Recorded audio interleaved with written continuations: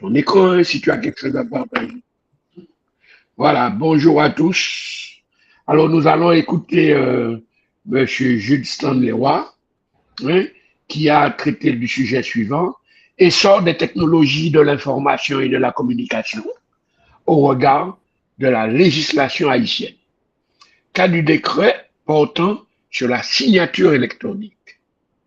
Alors, moi, Fred Selimène comme président, vous aurez comme rapporteur le docteur Nelson Sylvestre et son directeur de mémoire étant monsieur Fednel Zidor. Jude, tu as la parole pour 10 minutes. Et merci, docteur Selimène. Et bonjour à tous. Et bonjour au rapporteur, docteur Nelson Sylvestre. Bonjour à mon encadreur, professeur Zidor Fednel. Et bonjour à toutes les personnes ici présentes. Je suis Jude Stanley Roy. C'est un honneur pour moi de vous présenter ce matin le travail de recherche intitulé « L'essor des technologies de l'information et de la communication au regard de la législation haïtienne », cas du décret portant sur la signature électronique. Honorables membres du jury, membres de l'assistance, la structure de notre exposé repose sur 4 points essentiels: la problématique, la méthodologie, la présentation des résultats, enfin la conclusion. Avant d'entrer dans le vif du sujet, il convient de définir les nouvelles technologies de l'information et de la communication ayant pour sigle TIC. Les TIC regroupent l'ensemble des outils, des supports, des méthodes de traitement, de stockage, de transmission de l'information par voie électronique. Les TIC sont souvent présentés comme une arme à double tranchant. D'une part, elles s'imposent comme le moteur de la mondialisation et de l'émancipation citoyenne, en facilitant la communication instantanée, l'accès au savoir et le développement. De notre côté, elles génèrent des dérives majeures telles que la désinformation, la cybercriminalité et les atteintes à la vie privée. L'émergence des TIC évoquée, l'émergence de ces risques informatiques évoqués précédemment remonte dans les années 70, une période qui a imposé une refonte radicale du cadre normatif à l'échelle mondiale. Notre travail de recherche s'appuie sur la loi du 14 février 2017 relative à la signature électronique et le droit de tout administré de communiquer avec l'administration publique par voie électronique. Ce cadre juridique a été actualisé par le décret du 20 août 2025 visant à adapter le droit de preuve technologique et élargissant les compétences du Conseil national des télécommunications CONATEL. Notre démarche scientifique s'inscrit dans le prolongement de l'arrêté d'application. En Haïti, l'usage des TIC a explosé avec les réseaux sociaux et la pandémie de 2020. Cela généralise le télétravail, les cours en ligne et le commerce informel. Notre étude a pour objectif d'analyser l'application du décret portant sur la signature électronique dans le système juridique haïtien face à l'essor des TIC en proposant des pistes de solutions. Et là, c'est notre objectif. Nous avons 3 objectifs spécifiques. Analyser les obstacles du décret portant sur la signature électronique, identifier les vides qui engendrent la méfiance des citoyens à partir des conventions et des traités internationaux, proposer des pistes de réforme législative et institutionnelle concrètes en matière de droit numérique.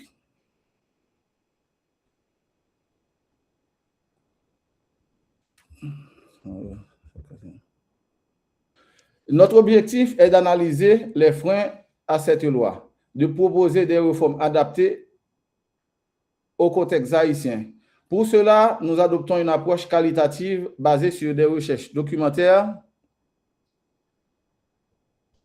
et des entretiens semi-directifs avec des avocats et des notaires. L'éthique évolue beaucoup plus rapide que la législation haïtienne. Ce fossé entre la théorie et la pratique de ce décret jusqu'à aujourd'hui suscite des questionnements basés sur comment l'application sur la signature électronique va instaurer la confiance des utilisateurs haïtiens dans la preuve face aux documents traditionnels. Face à ce constat, ce travail de recherche pousse à vérifier l'hypothèse selon laquelle l'application du décret portant sur la signature électronique peut renforcer la sécurité numérique et la confiance des citoyens. Dans le premier chapitre de ce travail, nous posons les fondements théoriques et conceptuels de l'étude en explorant la signature électronique à travers 3 continents et 3 systèmes juridiques différents.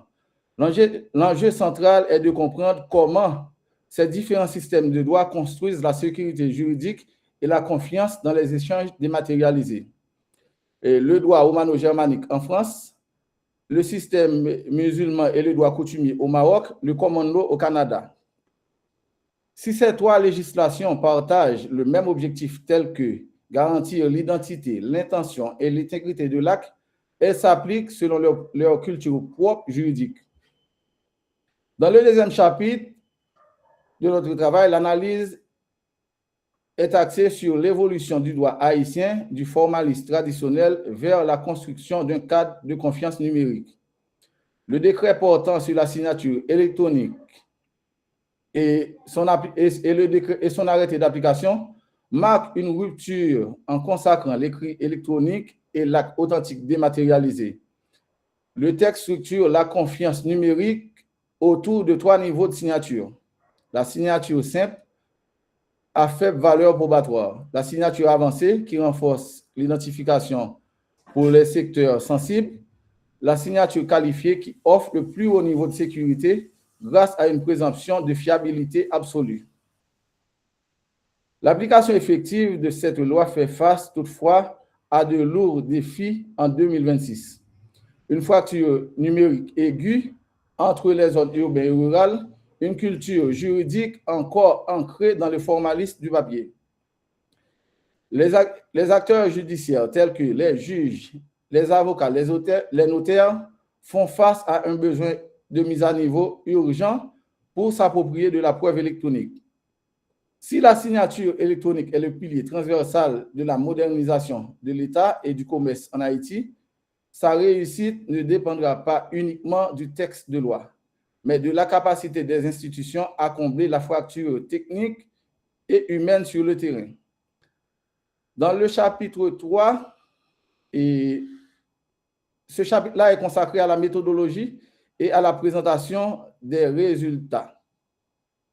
L'objectif de cette enquête est de confronter le cadre légal haïtien de la signature électronique à la réalité et aux perceptions des praticiens du droit.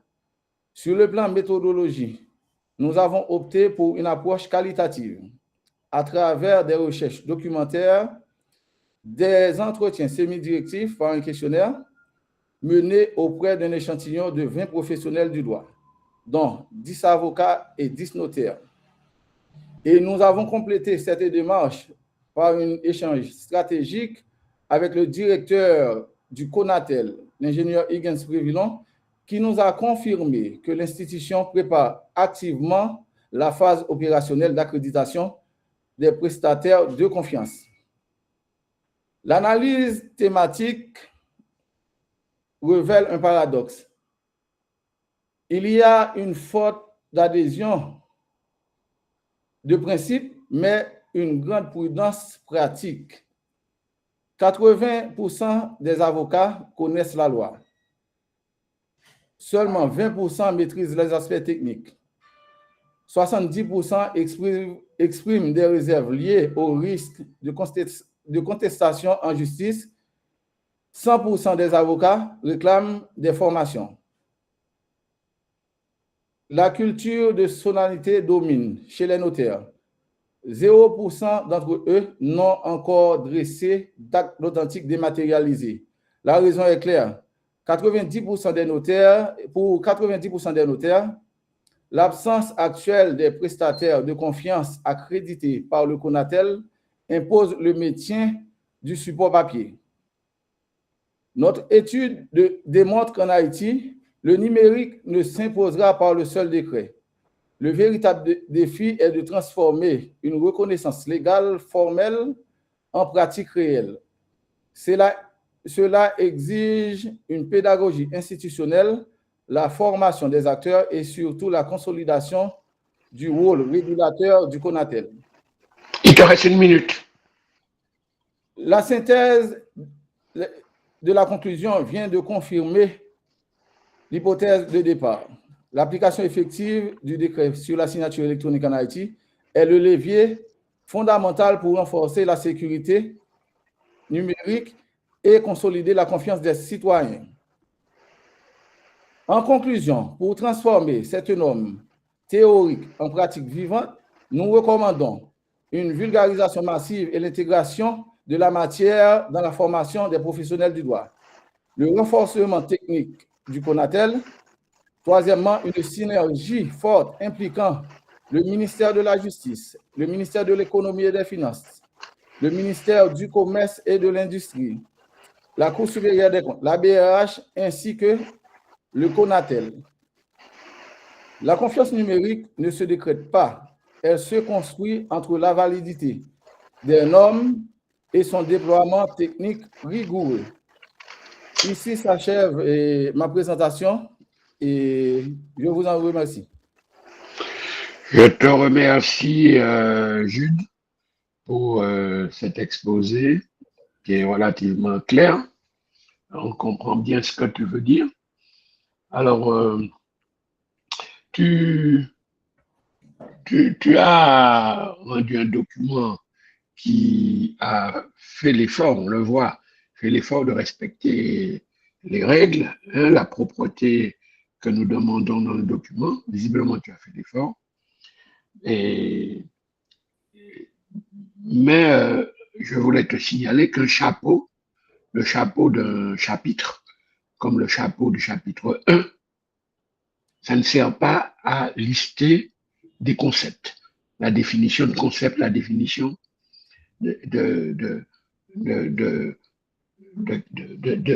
d'éléments.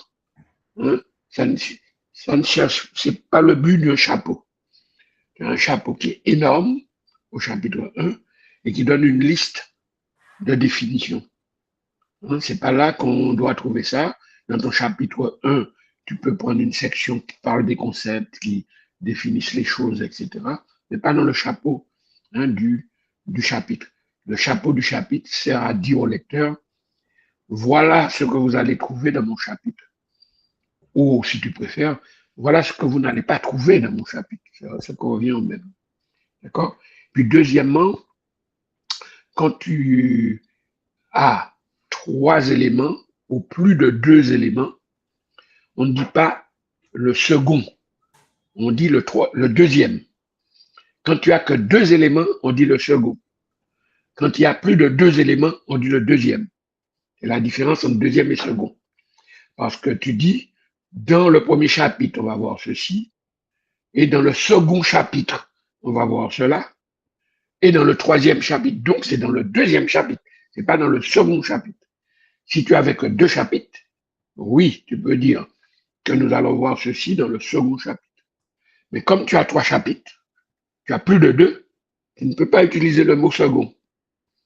Il faut dire le deuxième. Voilà déjà quelques points que je voulais clarifier avec toi, mais immédiatement je donne la parole au rapporteur, le docteur Nelson Sylvestre, qui est déjà présent depuis un moment. Merci, professeur Célimène. Merci également pour votre présidence. Et félicitations à Jude. D'ailleurs, je le félicite parce que j'ai vu que depuis la semaine dernière, il était là sur les séances. Tout au moins, j'ai vu son visage. Bon, pas son visage. J'ai vu sa photo. Parfois, on est là en photo, mais on est là, on n'est pas là en présentiel. Mais j'ai vu qu'il était là, donc c'est encore intéressant. Il voulait suivre comment cela se fait pour les soutenances, parce qu'il devrait également passer à la barre. Alors, rapidement, je dois apprécier le travail de Jude. Mes félicitations également à Zidore pour son accompagnement. Et je ne vais pas m'attarder aux aspects de forme, mais il y a des éléments effectivement améliorés. Et, par exemple, pour les libellés de titres, Jude. C'est bien d'avoir une uniformisation dans ces libellés-là.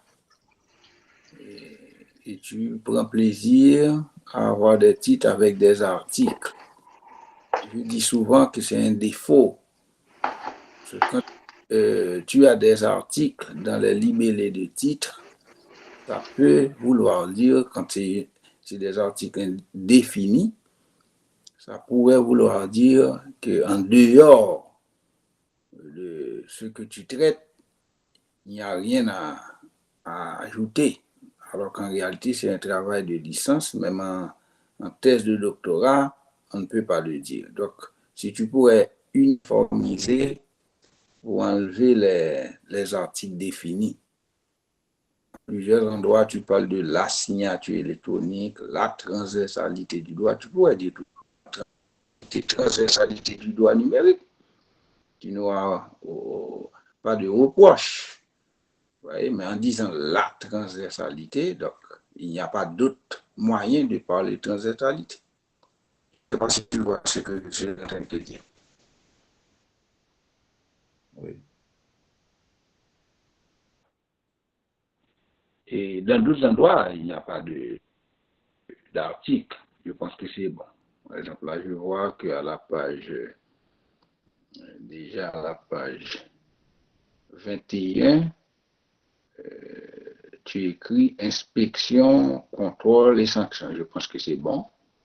Mais tu écris en un la certification électronique, quand tu pourrais uniquement mettre certification électronique. Page 21. En passant, le Canva, l'IUS dit que la numérotation doit être en haut de page et à droite.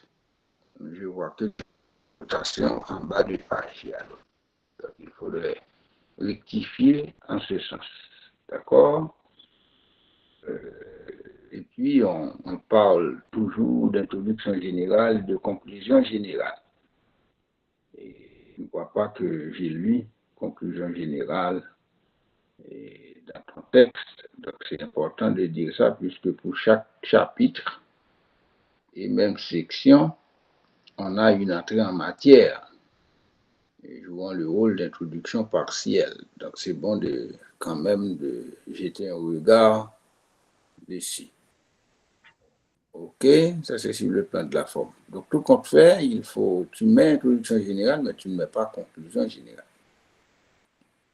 Et maintenant, en général, j'invite toujours les étudiants à lire, relire, mot par mot, phrase par phrase, paragraphe par paragraphe, page par page, de manière à s'assurer que le texte soit bien potable sur le plan de l'orthographe, de la syntaxe, de la sémantique et de la grammaire. Donc, c'est important de bien relire. Je ne vais pas attirer ton attention sur un aspect particulier, mais c'est une tâche à faire. D'accord? Tu auras un petit temps pour revoir le texte et faire les corrections appropriées. Maintenant, si je dois en tenir à ton travail, encore une fois, je te félicite parce que la thématique est actuelle. Je pourrais même dire pour Haïti, elle est innovatrice, en ce sens que c'est bon.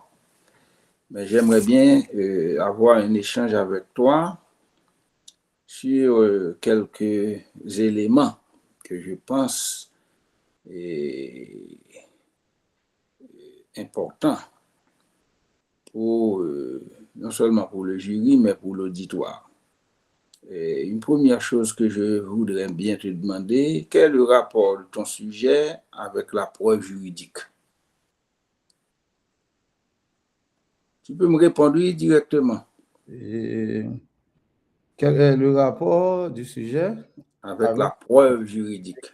Y aurait-il un rapport quand tu dis ici essor des technologies des TIC au regard de la législation haïtienne? Et bon, je crois qu'il y a un rapport très étroit et parce que les technologies de l'information et de la communication et disons même la signature électronique est de mise partout dans le monde à présent. Et notre législation ne reconnaît pas encore les supports électroniques comme preuve. Et pourtant, l'arrêté d'application est publié. Et ensuite, le CONATEL, l'arrêté d'application consacre l'écrit électronique comme preuve. Donc, je crois que ces deux concepts-là sont liés. Donc, il y a un rapport très étroit. Oui. Bon, c'est vrai. Mais à la vérité, quand il y a retard dans pas mal de domaines, on a comme l'impression qu'on n'avance pas parce que les retards sont tels en Haïti. Alors, il y a des éléments que je n'ai pas vus dans ton travail, mais qui pourraient être pris en compte. Par exemple,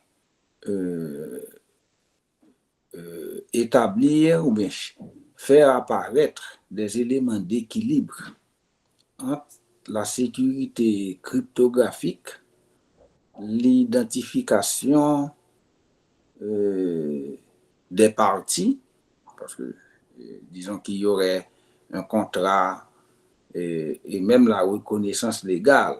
Est-ce que tu penses que dans le cas d'Haïti, dans le cas actuel d'Haïti, on peut avoir cet équilibre-là, on peut obtenir un tel équilibre entre la sécurité cryptographique, l'identification des parties qui seraient en échange et la reconnaissance légale? Qu'est-ce que tu pourrais nous dire en ce sens?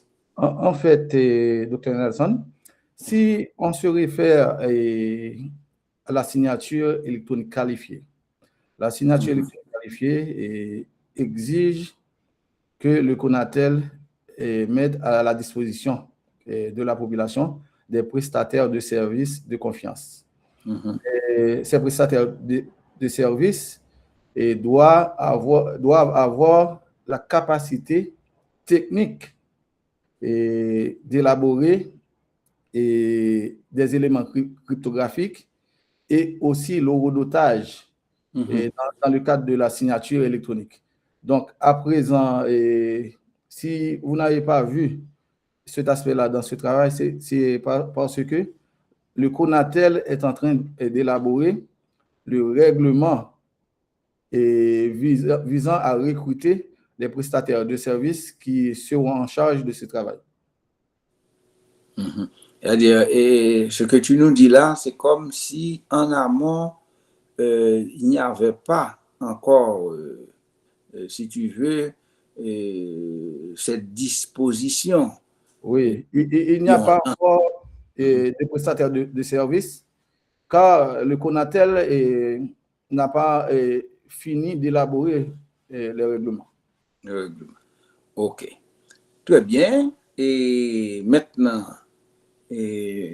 en Haïti, qu'est-ce qu'il y a en ce sens? Bon, comme il n'y a pas, est-ce qu'on peut dire qu'aujourd'hui, 7 juillet 2026, il y a des transactions importantes qui puissent se faire par signature électronique? Est-ce que tu penses que c'est risqué ou c'est quoi?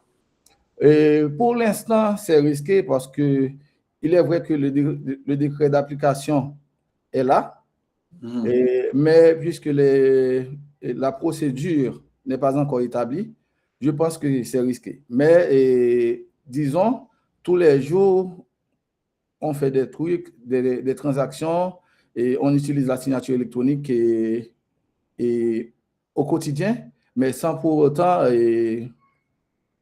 connaître vraiment si on l'utilise. Et tu sais, en Haïti, il y a un problème crucial sur le plan juridique d'identité des gens. Parce que l'État ne garantit pas l'identité des gens. L'État ne fait pas d'efforts pour avoir l'identité des gens. Donc c'est pourquoi, oui, je suis d'accord avec toi, il y a un risque énorme et de ce point de vue-là. Bon, moi-même, j'en ai fait l'expérience avec des institutions étrangères et on m'a pris par ma signature, mais je ne pouvais pas dire que c'était la signature électronique. C'est de préférence une signature d'identité. Parce que parfois, on te reconnaît davantage en dehors d'Haïti qu'à l'intérieur d'Haïti. Alors, je parle de la partie ouest d'Haïti. Hein. Quand je dis Haïti, je parle de la partie ouest. Parce qu'Haïti a deux parties, hein, partie est et partie ouest. Donc, sur cette base, et on peut faire confiance à des gens par rapport à leur trajectoire et non par rapport à leur signature. Parce que, comme tu l'as reconnu, et effectivement, c'est un risque énorme. Maintenant, Stanley, tu postules pour un diplôme en droit, c'est pas vrai? Oui. Est-ce que tu peux faire une différence entre décret et loi pour nous? Et les lois sont votées au Parlement. OK, il y a un processus pour les lois. Et pour le décret, c'est dans une situation spéciale prise par l'exécutif. Et quand on connaît la nature des exécutifs en Haïti, est-ce qu'on peut dire qu'un décret transfère de la confiance? Parce que ton travail se base sur un décret. Et bon, en effet, qu'il s'agisse de décret ou de loi, et je crois que ils ont une valeur probatoire. OK. Mais le problème, c'est que est-ce que dans le système, on va tenir compte de ça? Mais une fois qu'un document a une valeur probatoire, je pense que il peut être appliqué dans le pays. Mais le problème, c'est que c'est la nature des gouvernements successifs. C'est le problème, oui. Parce que tel gouvernement fait ou dit telle chose. Parce que la tradition en Haïti, les dispositifs de décret, ce sont des dispositifs raisonnés sur la base des gens qui sont là. C'est-à-dire, un dispositif de décret, la plupart du temps, ou renforce un décret antérieur ou l'élimine, mais sur la base des intérêts. Donc, quand on parle de signature électronique, il faut penser à la question de confiance. Donc, c'est pourquoi, dans un chapitre, c'était bien, oui, de renforcer cet aspect-là. En fait, Dr. Nelson, oui. Moi, je trouve intéressant le décret d'amendement. Parce que la loi du 14 février 2017 avait beaucoup de failles. Et avec le décret d'amendement et la modification, surtout l'article du Code civil, je trouve que c'est très intéressant avec le décret. Et il est vrai que, dépendamment du courant politique, on peut faire quelque chose à sa manière. Et le décret d'amendement est vraiment calqué du système français. Et je trouve qu'il y avait vraiment de failles dans la loi du 14 février. Mais là encore, c'est un problème. Si on avait une loi et maintenant on prend un décret pour amender, ça encore, ça fait partie du décor de la faiblesse de l'État, est pas vrai? Bon, oui. Parce qu'il y a un problème de rang là. C'est comme si entre toi et moi, nous inverserions le rôle. Et en Haïti, c'est à longueur de journée. Est-ce que pour l'auditoire, également pour le jury, tu peux faire la différence entre droit et législation pour nous? La législation, et comment on peut dire, c'est le paysage, et disons, et c'est la règle officielle du jeu dans la vie sociale. Et en fait, pour le droit est la notion, et disons, la plus large. Et disons, il regroupe toutes les règles juridiques et applicables en société. Très bien. Donc, cela dit, tu voulais vraiment dire au regard de la législation haïtienne. Oui, vraiment. Et non au regard du droit haïtien. Non. Bon, je pense que c'est bien parce qu'effectivement, la législation, c'est un outil précis, une des composantes du droit. Donc, je pense que tu t'es bien pris le soin de le faire. Maintenant, je ne sais pas vraiment si dans cette matière, on peut parler de la législation haïtienne ou de la législation en Haïti. Donc, professeur Célimène, je pense qu'effectivement, c'est un travail très, très intéressant présenté par Jude Stanley. Et à moins mais j'ai tout simplement quelques soucis pour des aspects qu'il devrait renforcer, mais globalement, c'est un travail acceptable et donc qu'il aura à travailler sous la direction de son encadreur de manière à rendre le texte plus potable et plus acceptable par l'IMES. Merci beaucoup. Oui, merci, merci, Dr. Nelson. Alors, le directeur de mémoire, Nelson Fednel Zidore, est présent. Peut-il intervenir là, en ce moment?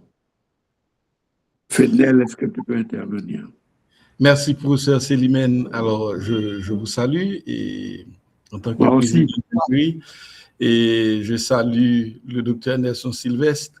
Et c'est toujours un plaisir de suivre les soutenances avec vous, mais vraiment, c'est du charme. Et bon, j'apprends toujours chaque jour avec vous, Fred, Nelson, Christophe, et j'apprends toujours dans vos soutenances particulièrement. Et professeur Sylvestre, dans sa manière de procéder. Alors, j'aimerais féliciter Jude pour son travail. J'aimerais dire que, pendant un certain temps, Jude avait laissé tomber. Il avait laissé tomber. Bon, je lui ai dit, mais c'est pas possible. Non, il faut pas laisser tomber, d'autant plus que tu as un beau sujet, etc. Donc, et c'était, disons, deux mois avant et la soutenance Jude. Je lui ai dit, tu peux travailler et si tu as déjà commencé à faire des recherches, etc., tu peux continuer. Et puis, il s'est remis au travail et là, il est arrivé à ce qu'il nous a soumis aujourd'hui, mais à ce document et qu'il a soumis à l'administration et au jury. Donc, c'est pourquoi je voulais féliciter Jude. C'est un travail qu'il a fait dans un court laps de temps, mais c'est un travail qui a vraiment beaucoup de valeur. Et bon, Jude, il est dans son domaine puisque il est communicateur, etc. Donc, quand je dis dans son domaine, c'est vrai que il ne professe pas comme avocat, il n'est pas juriste, etc. Mais ce qu'il fait comme travail dans la communication, ça rencontre un peu le droit. Et donc, c'est pourquoi j'ai dit que qu'il est dans son monde, il est dans son domaine. J'ai apprécié particulièrement le fait qu'il a fait un saut dans plusieurs systèmes. Tout d'abord dans le commandement, ensuite dans la famille romano-germanique et puis dans le droit coutumier musulman. Donc, il a fait un saut au Maroc, un saut en France et un saut, et c'est au Canada, c'est ça? Au Canada, mais pas de la partie québécoise qui est un petit peu mixte, mais dans la partie anglo-saxonne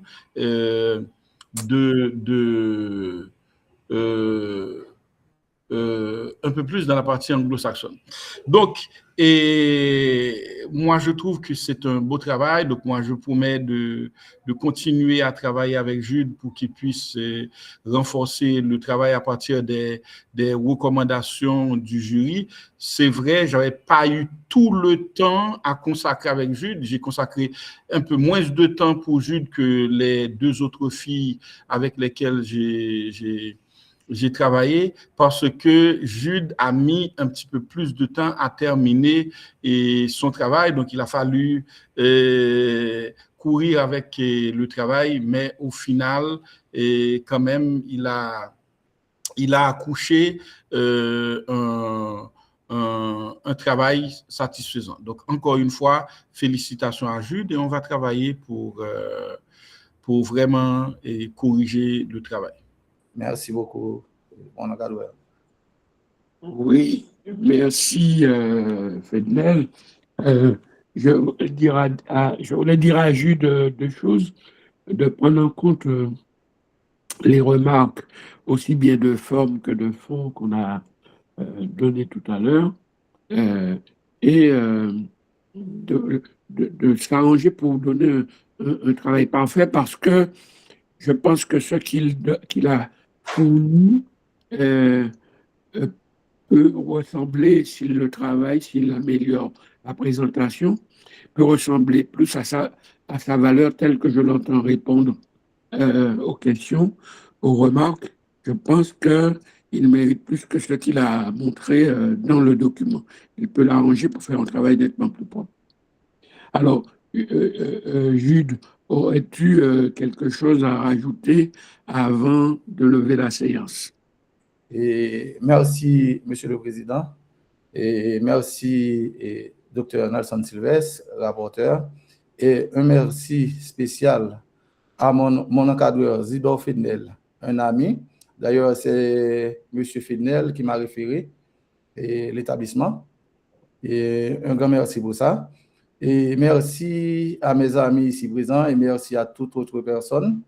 Et disons que je retiens compte des remarques pour peaufiner le travail et merci pour les conseils. Allez, le rapporteur et le directeur de mémoire n'ont rien à rajouter, ça va. Je peux lever la séance. Alors, je veux simplement dire à Jude, bon, malheureusement, il a fait son inscription avec Guerrier Dieu seul, mais Guerrier n'a pas pu tenir pour arriver jusque-là comme lui. J'espère que l'année prochaine, on aura Guerrier. Et Jude, tu vas m'aider à avoir Guerrier. Et je dis merci à certains amis qui sont là également. Midway Télémark, que je n'ai pas vu, ça fait longtemps. Le député Kétel Jean-Philippe aussi. Et merci tout le monde. Le guerrier n'était pas guerrier dans ce cas. Ouais, il n'était pas battant. Il n'était pas battant. Cette année, il doit l'être. Il doit l'être. Il doit l'être. Giralda, merci. Allez, merci à tous. Au revoir.